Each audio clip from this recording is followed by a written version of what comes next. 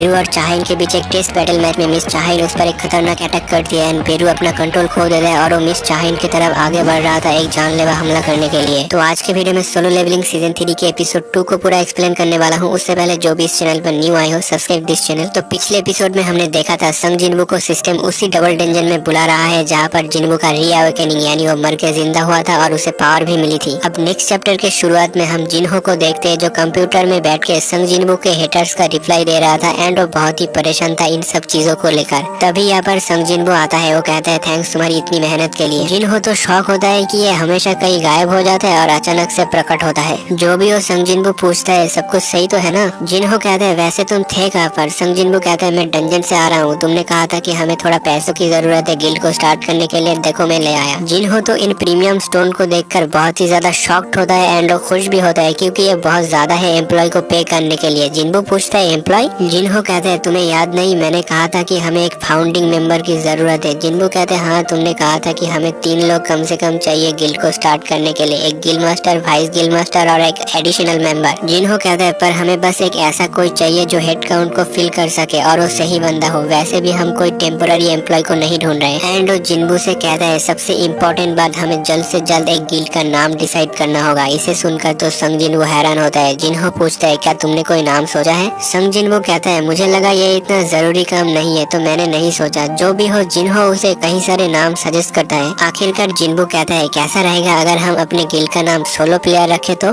इसे सुनकर जिनहो चौंक जाता है और कहता है क्या ये सच में। एंड वो अपने मन में कहता है ये मजाक था, मैं सोचता था ये हर चीज में अच्छा है लेकिन मैं गलत हूँ, ये भी इंसान ही है हम सब की तरह। तभी दरवाजा पर कोई नॉक करता है। जिनहो जाके दरवाजा खोलता है। यहाँ पर एक लड़की आई हुई होती है जो पूछती है क्या ये मिस्टर संग जिनवू का ऑफिस है। जिनहो कहता है हाँ यही है, लेकिन मैं पूछ सकता हूँ क्यों। अब जो ये लड़की अपना नाम कहती है ये सुनकर ये बंदा तो बहुत ही ज्यादा शॉक्ड होता है। जिनवू को समझ नहीं आता ये ऐसा बिहेव क्यों कर रहा है। जिनहो शॉक इसलिए होता है क्योंकि यहाँ पर आ चुकी थी मिस चाहाइन। संग जिनवू उससे सीधा पूछता है तुम यहाँ पर किस लिए आई हो। मिस चाहाइन कहती है वो इसलिए क्योंकि मैं तुम्हारी गिल्ड ज्वाइन करना चाहती हूँ। अगले ही पल ये दोनों आमने सामने बैठा होता है और जिनवू उससे फिर पूछता है तुम यहाँ पर क्यों आई हो। मिस चाह कहती है मैं तुम्हें ऑलरेडी बता चुकी हूँ, मुझे तुम्हारी गिल्ड में ज्वाइन होना है। जिनवू अपने मन में कहता है मैं कंफ्यूज हूँ आखिर हो क्या रहा है। एंड वो उससे पूछता है क्या मिस्टर गोगुन ही ने तुम्हें ऐसा करने के लिए बोला है। मिस चाह थोड़ा शॉक होकर कहती है क्या वो ऐसा क्यों करेंगे। जिनवू कहता है तो क्या मिस्टर चोई ने तुम्हें हंटर्स गिल्ड से निकाल दिया है। मिस चाह कहती है ऐसा भी नहीं है। जिनवू अब इरिटेट होकर पूछता है तो फिर बात क्या है जो तुम हमारे सोलो प्लेयर गिल्ड में ज्वाइन करना चाहती हो। इसे सुनकर तो चाहाइन बहुत ज्यादा शॉक होती है। वो कहती है क्या तुम्हारा गिल्ड का नाम सोलो प्लेयर है। जिनवू कहते हैं हाँ कोई प्रॉब्लम है तुम्हें इस नाम से जो मैंने और मेरे वाइस गिल्ड मास्टर ने सोचा है। जिनहो पास से चिल्ला के कहता है क्या तुमने इस नाम को सेटल कर दिया है और अब क्या मेरी राय तुम्हारे लिए मैटर नहीं करती। संग जिनवू को समझ नहीं आता। वो कहता है तुमने कुछ कहा नहीं था तो मैंने सोचा तुम्हारी तरफ से हाँ है। और अब जो चीजें है वो जिनवू के लिए बहुत ही कंफ्यूजिंग हो रही थी। जो भी हो जिनवू कहता है जहाँ तक मुझे पता है मिस चाह तुम्हें तो अभी तक 2 साल भी नहीं हुआ जब से तुम हंटर बनी हो और मैं इतना श्योर तो हूँ कि तुम्हारा कॉन्ट्रैक्ट हंटर गिल्ड के साथ अभी तक खत्म नहीं हुआ है। इस पर चाहाइन कहती है मेरे पास इतना पैसा है कि मैं कॉन्ट्रैक्ट तोड़ने की पेनल्टी भर सकती हूँ। जिनवू तो सरप्राइज होता है कि ये तो पेनल्टी भरने के लिए भी तैयार है। वो उससे कहता है हमारा गिल्ड एडवांस पे अफोर्ड नहीं कर सकता तुम जैसे हंटर के लिए। चाहाइन कहती है मुझे इससे फर्क नहीं पड़ता, मुझे एडवांस नहीं चाहिए। जिनवू कहते हैं आखिर तुम इतनी हद तक क्यों जा रही हो हमारे गिल्ड को ज्वाइन करने के लिए। चाहाइन अपने मन में कहती है अब इसको मैं कैसे समझाऊं, अगर मैं सच बताऊंगी तो ये सोचेगा मैं पागल हूँ। और अब मिस चाहाइन अपनी आंखें बंद करती है एंड उन पलों को याद करने की कोशिश कर रही होती है जब वो संग जिनवू से मिला था और आखिरकार उसकी जिंदगी बचाने वाला यही है। जो भी हो कहानी प्रेजेंट में शिफ्ट होती है। ये सब सोचकर वो तो बहुत ही शर्मा जाती है एंड वो अपने मन में कहती है मैं चाहती हूँ तुम हमेशा मेरे साथ रहो जब तक मैं अपनी आखिरी सांसें न ले लूं। एंड वो काफी ज्यादा ब्लश करने लगती है। बंदी तो अपना चेहरा जिनवू को दिखा भी नहीं पा रही थी। जिनवू को समझ नहीं आ रहा था। वो अपने मन में सोचता है ये किस ख्याल में डूबी है और ऐसी क्या बात है जो ये मुझे नहीं बता सकती। हमारा संग जिनवू प्यार के मामलों में बहुत ही कमजोर है लेकिन उसे इतना समझ आता है कि मिस चाहाइन कुछ छुपा रही है। तभी जिनहो उसके कान में कहता है मुझे लगता है कि हंटर गिल्ड इनसे बहुत ज्यादा काम करवाते होंगे। अब जिनवू भी सोचता है आखिरकार एक एस रैंक हंटर है, इसके कंधे पर बहुत जिम्मेदारी होगी जो उसे भारी पड़ रही है शायद। साथ ही उसे जेजू आइसलैंड रेड पर काफी ज्यादा सीरियस चोटें भी आई थी। तो अब जिनवू कहता है अगर तुम्हें मेरी गिल्ड ज्वाइन करना है तो तुम्हें एक टेस्ट देना होगा। चाहाइन कहती है किस तरह के टेस्ट। संग जिनवू कहता है तुम्हें मेरे समन किए हुए एक सोल्जर से लड़ना होगा। मिस चाहाइन कहती है बस एक, मुझे लगता है कि तुम मुझे अंडर एस्टिमेट कर रहे हो। मिस्टर संग वैसे कौन सा सोल्जर रहने वाला है है। जिन्बू कहते हैं टेंशन मत लो, मैं अपना एक ताकतवर सोल्जर चुनूंगा तुम्हारे लिए। चाहाइन भी लाइक मुझे कोई दिक्कत नहीं है। एंड वो पूछती है बाय द वे टेस्ट कब होने वाला है। जिन्बू कहते हैं इसी वक्त कर लेते हैं, और जगह की बात करें तो हंटर एसोसिएशन का जिम यूज करेंगे। वही जिन्बू मन में सोचता है जिम यहाँ से काफी दूर है, बट मुझे इस मौके का फायदा उठाना चाहिए शैडो एक्सचेंज स्किल यूज करके, क्योंकि मुझे भी देखना है कि ये एक साथ दो बंदे को टेलीपोर्ट कर सकता है या नहीं। चाहाइन जब दरवाजे से निकल रही थी तो जिन्बू बोलता है हम यहाँ से नहीं जाएंगे। ये बात मिस चाहाइन को कुछ समझ नहीं आती। फिर जिन्बू उससे कहता है एक आसान सा रास्ता मुझे पता है, लेकिन तुम्हें मुझसे चिपक के रहना होगा, क्या तुम्हें ये चलेगा? इस पर तो मिस चाह बहुत शर्मा जाती है, बट वो ऐसा ही करती है जैसा जिन्बू ने उसे कहा, और जिन्बू कहता है शैडो एक्सचेंज। इसके बाद ये दोनों सीधा हंटर एसोसिएशन के जिम में टेलीपोर्ट हो जाता है। चाहाइन तो सोच में पड़ जाती है कि वो लोग यहाँ कैसे आ गए। वही जिन्बू कहता है चलो टेस्ट को शुरू करते हैं। चाहाइन कहती है मुझे अभी अभी याद आया कि मैं तो अपना वेपन साथ में नहीं लाई। जिन्बू कहते हैं तुम्हारा मतलब वो कुल्हाड़ी? चाहाइन कहती है अरे नहीं नहीं, वो मेरा वेपन नहीं है। एंड वो बहुत ही एम्ब्रेस फील करने लगती है। जिन्बू कहते हैं अरे मैं तो मजाक कर रहा था। अब चाहाइन कहती है स्टोरेज रूम में कुछ वेपन्स होगा जो मैं यूज कर सकती हूँ। एंड वो स्टोरेज रूम में आती है और यहाँ से एक वेपन उठा के कहती है मैं तैयार हूँ। जिन्बू मन में कहता है ये तो सच में सीरियस हो गई। इसकी पावर देखी जाए तो ये बहुत ही पावरफुल है। अगर मैं कोई मामूली बीस्ट को समन करूंगा तो उसे आराम से मार देगी। एंड अब जिन्बू इग्रिस को बाहर निकालता है और चाहाइन से कहता है ये सबसे अच्छी तलवारबाजी करता है मेरे बाकी शैडो सोल्जर में से। चाहाइन कहती है विनर कैसे डिसाइड होगा? जिन्बू कहता है फाइट चलती रहेगी जब तक तुम मेरे समन किए हुए बीस्ट को मार ना दो या तुम खुद सरेंडर ना कर दो। वही जिन्बू अपने मन में कहता है मैंने इससे कहा था कि मैं अपने सबसे ताकतवर सोल्जर को समन करूंगा, लेकिन इसकी फाइट बेरू से करवाई तो इसको गहरा सदमा लग सकता है। जिन्बू अब चाहाइन को देखकर कहती है मेरे ख्याल से अब फाइट को स्टार्ट कर देना चाहिए, क्योंकि मिस चा पूरी तरह से रेडी हो चुकी है। तभी जिन्बू को याद आता है कि इसने कहा था कि उसे कोई फर्क नहीं पड़ता कि कौन सा वेपन मेरा सोल्जर यूज कर रहा है। तो वो मिस चा को कहता है क्या तुम एक सेकंड के लिए पीछे घूम सकती हो? चाहाइन कहती है ठीक है। और अब जिन्बू डेमन किंग बारान का वो तलवार इग्रिस को पकड़ा के कहता है तुम इसे इस्तेमाल करो। एंड अब इग्रिस और मिस चाहाइन आमने सामने होता है और फाइट शुरू हो जाता है। वही इग्रिस बड़े चौर में तलवार लेके आगे बढ़ रहा था एंड वो मिस चाहाइन पर एक अटैक कर देता है जिसका इम्पैक्ट काफी ज्यादा था, बट चाहाइन उसका अटैक डॉज करती है और एक काउंटर अटैक कर देती है इग्रिस पर, लेकिन इग्रिस उसे ब्लॉक करता है। और अगले ही पल हम जिन्बू का रिएक्शन देखते हैं जो काफी सरप्राइज था, क्योंकि उसका स्ट्रॉन्गेस्ट सोल्जर हार चुका है। अब चाहाइन जिन्बू से कहती है क्या तुम्हें पक्का यकीन है कि ये ब्लैक नाइट तुम्हारा सबसे स्ट्रॉन्गेस्ट सोल्जर है? वो कहती है तुमने कहा था कि तुम्हारे पास 4 ताकतवर सोल्जर है, तो बुलाओ उन्हें इधर अभी के अभी। जिन्बू थोड़ा सीरियस मूड में कहते हैं अगर मैं ऐसा करूँ तो तुम्हें चोट लग सकती है। चाहाइन कहती है मुझे उससे कोई फर्क नहीं पड़ता और वैसे भी मैं उससे दोबारा लड़ना चाहती हूँ। जिन्बू शॉक होकर कहता है तो तुम्हें पता है? चाहाइन कहते हैं हाँ मैंने उस बीस्ट को भी देखा है और मैंने कैमरा फुटेज को भी देखा है। जिन्बू के पास कोई ऑप्शन नहीं होता एंड वो कहते हैं बेरू बाहर निकलो। और जब बेरू समन होता है तो उसके प्रेजेंस से चाहाइन थोड़ी नर्वस फील करने लगती है। वही जिन्बू को थोड़ा टेंशन हो रहा था क्योंकि बेरू को बनाया गया है हंटर्स को मारने के लिए। अगर उसे खुली छूट दे दी तो वो तबाही मचा देगा। जो भी हो बेरू कहता है माय लॉर्ड क्या करना है इस इंसान के साथ? जिन्बू कहता है इसके साथ फाइट करो और हरा दो, बट याद रखना इसको चोट न लगे। बेरू कहता है ठीक है माय लॉर्ड। इसके बाद बेरू जोर से चीखने लगता है जिससे फ्लोर के सभी लाइट टूट जाती है। मिस चाहाइन थोड़ा नर्वस होकर मन में कहती है क्या संग जिन्बू ने इस मॉन्स्टर के साथ फाइट किया था? जो भी हो बेरू फुल रेडी हो चुका है फाइट करने के लिए। वही जिन्बू कहते हैं अगर तू उसे चोट पहुंचाएगा तो मैं तुझे नहीं छोड़ने वाला। बेरू कहते हैं मैं समझ गया माय लॉर्ड। इधर चाहाइन को लगती है कि यही अच्छा मौका है हमला करने का, बट तभी बेरू लाइट स्पीड में उसके पीछे आ जाता है। लेकिन चाहाइन भी कहती है तुझे क्या लगता है मैं फिर से तेरी इस चाल में दोबारा फंस जाऊंगी? एंड वो एक काउंटर अटैक कर देती है, बट बेरू इजीली उसके शॉट को एक हाथ से ही पकड़ लेता है। अब बेरू कहता है मेरे लॉर्ड ने मुझे एक ऑर्डर दिया है कि मेरी दुश्मन को मैं हरा दूं, वो भी बिना चोट पहुंचाए। तो अब मैं तुम्हें दिखाऊंगा मैं कितना पावरफुल हूँ जिससे तुम मुझसे फाइट करना ही छोड़ दोगे। वही चाहाइन लगातार अपने शॉट से बेरू पर हमला कर रही थी, लेकिन बेरू आराम से उन सबको डॉज कर रहा होता है। इसे देखकर चाहाइन मन में कहती है हो ही नहीं सकता, ये मेरे सारे अटैक से बच रहा है, वो भी मेरे इतने पास होके। बेरू अब चाहाइन के पास आके अपना मुंह खोल के जोर से चीखने लगता है जिससे मिस चाहाइन थोड़ा सा पीछे खिसक जाती है। वही ये मैच जिन्बू पास से देख रहा था एंड वो अपने मन में कहता है इस मैच का रिजल्ट पहले से ही दिख रहा है। तो वो मिस चाहाइन से पूछता है क्या अब तुम सेटिस्फाइड हो या नहीं? चाहाइन कहती है अभी नहीं, मैं अभी भी लड़ सकती हूँ। जिन्बू मन में सोचता है पता नहीं ये इतनी बेताब क्यों है फाइट करने के लिए, जबकि उसे पता है बेरू और उसके पावर डिफरेंस काफी ज्यादा है। जो भी हो अब बेरू चाहाइन पर एक फुल स्पीड में अटैक करता है, बट मिस चा उसे डॉज कर लेती है एंड जिस जगह पर बेरू ने अटैक किया था उस जगह वॉल पर एक बहुत बड़ा स्क्रैच आ गया था। वही चाहाइन अपने शॉर्ट डांस स्किल यूज करती है और बेरू पर एक जबरदस्त अटैक कर देती है, लेकिन बेरू उसकी शॉट को पकड़ता है और वो पूरे तरीके से टूट जाता है। एंड दिस मोमेंट चाहाइन अपने शॉर्ट लाइट स्किल यूज करके टूटे हुए तलवार को बेरू के बॉडी में घुसा देती है, जो देखकर तो संग जिनबू शॉक होता है क्योंकि बेरू अब अपना कंट्रोल खो देता है एंड उसके दिमाग में वो कमांड आता है जो एंड क्वीन ने उसे दिया था, यानी दुश्मन को खत्म करो। और वो ऐसा ही करता है। जब वो चाहाइन को मारने के लिए आगे बढ़ रहा था, जिनबू दूर से कहता है बेरू रुक जा, बट वो उसकी बात नहीं सुनता। एंड देन वहाँ पर एक एक्सप्लोशन होता है। जब धुआं हट जाता है हम देखते हैं मिस चा सेफ है एंड जिनबू बेरू को रोक दिया है अपने एक हाथ से और वो उससे कहता है मैंने कहा अब रुक जा।